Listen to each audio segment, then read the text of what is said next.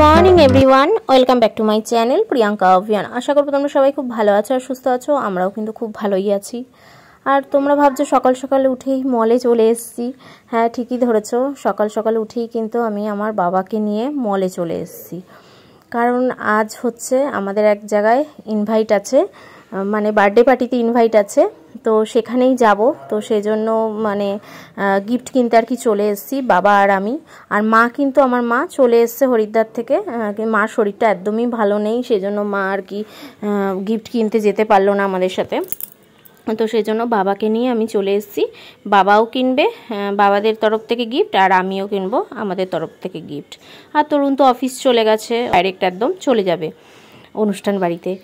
আর title আর thumbnail দেখে তো বুঝেই গেছো যে কার বাড়িতে আমরা যাব আর কার বার্থডে।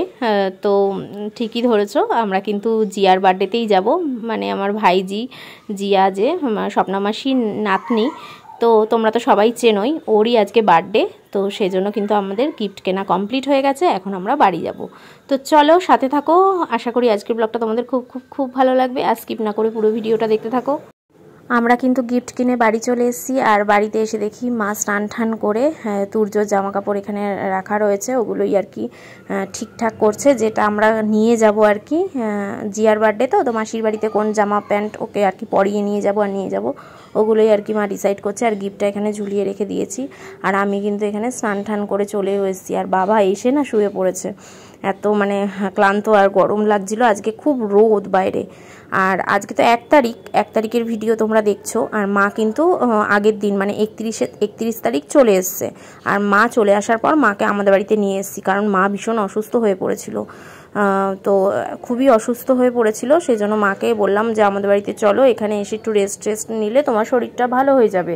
তারপরে আবার নিমন্ত্রণ আছে, ওখানে যেতে হবে, নাহলে তুমি বাড়িতে যদি থাকো রান্নাবান্না করতে হবে, তুমি আরও অসুস্থ হয়ে পড়বে। সেজন্য মা বাবা দুজনকেই আমাদের বাড়িতে ডেকে নিয়েছিলাম।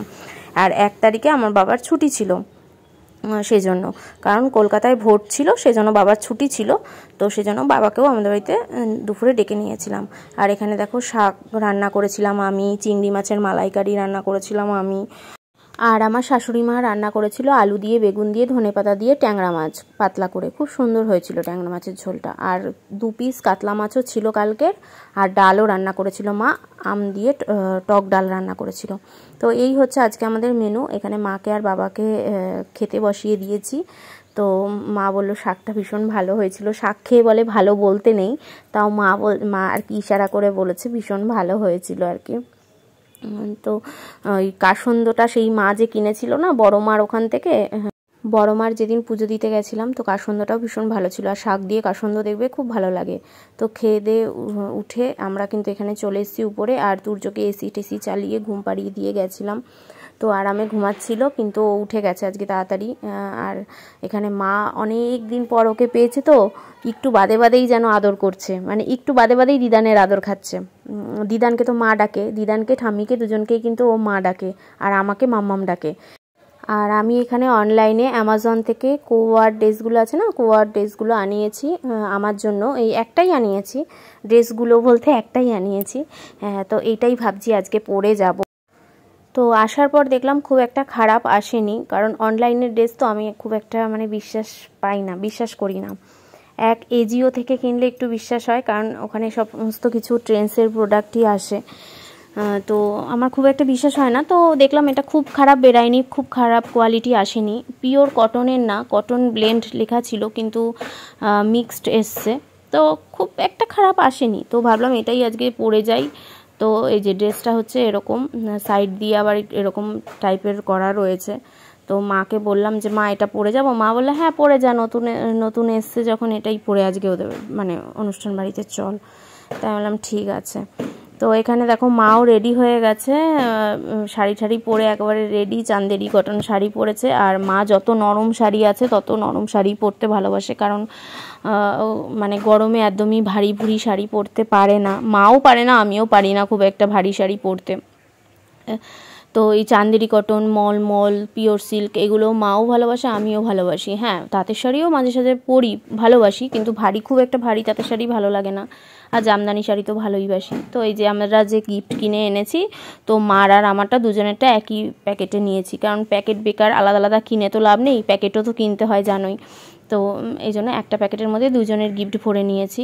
আর এই ড্রেসটা পরার পর দেখো খুব একটা খারাপ লাগছে না, মনে হচ্ছে ভালোই লাগছে, তাই না বলো? তো আমি না একটুখানি লুজ ফিটিং ড্রেসই ভালোবাসি, একদম টাইট টাইট ড্রেস পরতে ভালো খুব একটা বাসি না। আর বেবি হয়ে যাওয়ার পর তো আরোই বাসি না, কারণ বেলি ফ্যাট আছে জানোই।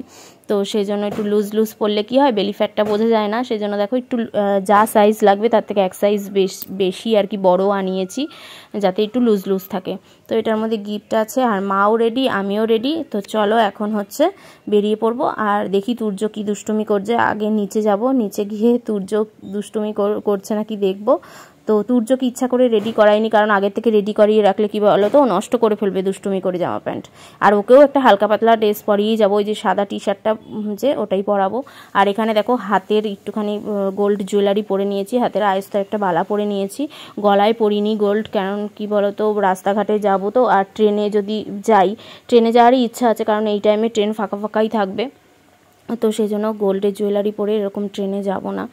এই দেখো তুর্যকে একদম হালকা পাতলা একটা ড্রেস পরিয়ে নিয়েছি, আর ও দেখো তাও দুষ্টুমি করতে ছাড়ছে না, একদমই দুষ্টুমি করতে ছাড়ছে না। এখানে জ্যাঠাইকে বললো, এইবার তাতাইকে বলছে, সবাইকে বলে ঠলে উনি এখন চলছে, আমি আছি এইসব বলছে। তো এই যে তুর্য রেডি, আমিও রেডি, এবার মা বেরাবে। আর আমার বাবাকে না আমাদের ওখান থেকে নিয়ে নেবো, বাবা বাড়ি চলে গেছে খেয়ে দিয়ে, বলছে আমি একটু রেস্ট করবো, বাড়ি চলে যাই। তো বাবাকে ওই আমাদের মোড় থেকে নিয়ে নেবো, আমরা যে রিক্সা বা টোটোতে যেটাতেই যাই না কেন, তো বাবাকে ফোন করে দেবো, বাবাকে নিয়ে নেবো।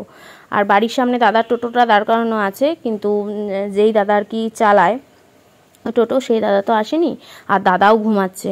ঘুম ভাঙিয়ে ইচ্ছা করলো না আমার বলতে যে দাদাকে স্টেশন দিয়ে আসতে, কারণ বললে যেত, কিন্তু এটা ঠিক না না, যে ঘুম থেকে উঠে আবার আমাদের জন্য যাবে, আমরা তো টোটো রাস্তায় পেয়েই যাবো, ওই জন্য দাদাকে আর ডাকিনি। তো আমরা এখন বেরিয়ে পড়েছি, আর ওর ঠাম্মি আমাদের রিক্সায় তুলে দিতে আর কি এসছে, মা আর কি। তো আমরা কিন্তু টোটো পেয়ে গেছি, আর অপোজিটে এই বাচ্চা মেয়েটা ছিল, ও ভাইয়ের সাথে আনন্দ করতে করতে যাচ্ছিল, ভাইয়ের সাথে খুব আনন্দ করতে করতে যাচ্ছিল। আর এখানে মা দেখো তুর্যকে নিয়ে একদম মানে ধরে ভালো করে বসেছে, আর একটু বললাম না, একটু বাদে বাদেই মানে আদর করছে, রাস্তায় হোক আর যেখানেই হোক, মনে হচ্ছে কত দিন বহু যুগ ধরে দেখে না তুর্যকে। তো আমরা কিন্তু বাবাকেও নিয়ে নিয়েছিলাম টোটোতে, যেরকম বললাম মোড়ের মাথায় দাঁড়িয়েছিল, বাবাকেও নিয়ে নিয়েছিলাম টোটোতে। এখন আমরা কিন্তু ব্যারাকপুর স্টেশন পৌঁছে গেছি। আর আমাদের ভাগ্যটা কত ভালো জানো, 4 নম্বরে ট্রেন দিয়েছে, মানে মাঝেরহাট যা ট্রেনটা 4 নম্বরেই দিয়েছে, আর আমাদের ব্রিজ পার হতে হলো না।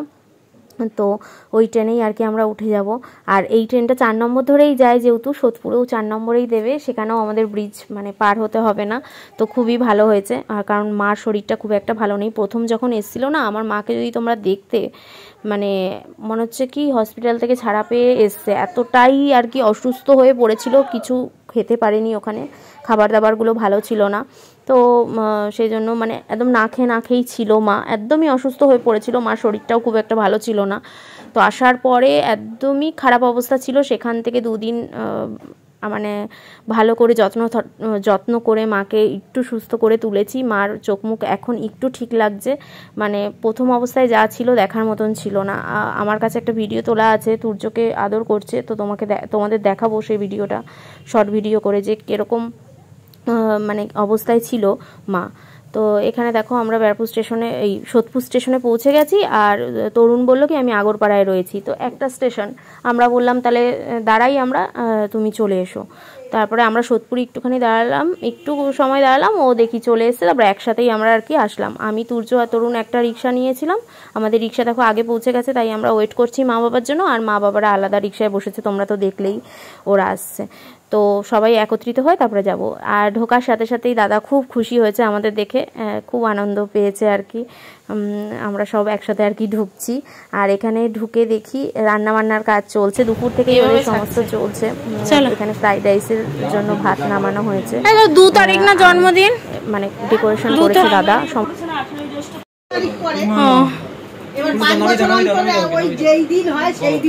ওর ফার্স্ট জুনেই জন্ম, ফার্স্ট 1 তারিখেই জন্ম। ও তাহলে তো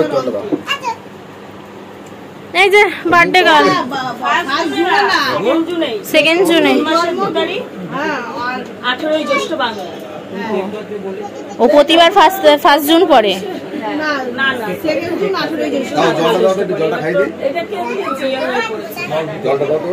মানে ব্যাপারটা হচ্ছে ওর 2nd জুন হচ্ছে ইংলিশ ডেট হচ্ছে 2nd জুন বার্থডে, কিন্তু বাংলায় হচ্ছে 18ই জ্যৈষ্ঠ।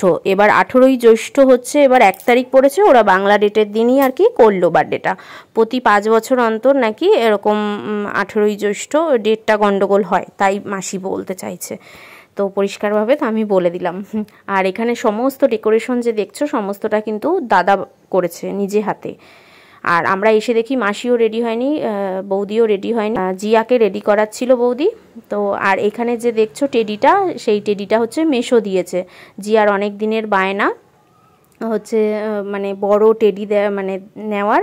তো এই বছর মেশো এত বড় মানে বিশাল বড় টেডিটা দেখো বসিয়ে রেখেছে, তাই কত বড়। তো তুর্যকে দিয়ে এখন গিফট দেওয়াচ্ছি, আর তুর্য দেখো দুষ্টুমি করছে। আমি বললাম মামা তুমি দিদিকে গিফট দিয়ে বলো হ্যাপি বার্থডে, ও পট করে রেখে দিল, মুখে বলছে না হ্যাপি বার্থডে। এত দুষ্টু, এত ইয়ার্কি মারে না, কি বলবো।